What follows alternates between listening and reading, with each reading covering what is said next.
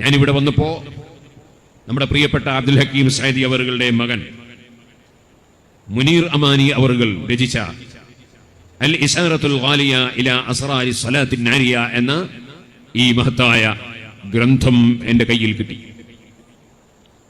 ഞാൻ കിതാബ് നോക്കിയാൽ അറിയുന്നവരോട്, അല്ലെങ്കിൽ അറിയുന്നവർ ബന്ധത്തിലുള്ളവരോട്, അല്ലെങ്കിൽ അറിയുന്നവർക്ക് കൈമാറാൻ സന്മനസ്സുള്ളവരോട് ഓരോ കോപ്പികൾ വാങ്ങാൻ വേണ്ടി ആവശ്യപ്പെടുകയാണ്.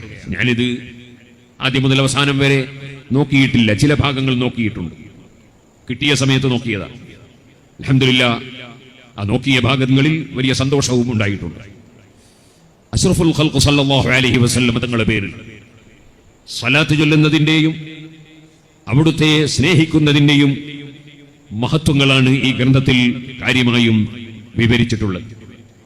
എത്ര തന്നെ വിവരിച്ചാലും മതിയാകാത്ത ഒരു സബ്ജക്റ്റാണ് അഷ്റഫുൽ ഖൽഖ് സല്ലല്ലാഹു അലൈഹി വസല്ലമ തങ്ങളോടുള്ള സ്നേഹവും അവിടുത്തെ പേരിലുള്ള സ്വലാത്ത്. ഹബീബ് നബി തങ്ങളുമായി അടുക്കാൻ ഏറ്റവും വലിയ നിമിത്തമാണ്.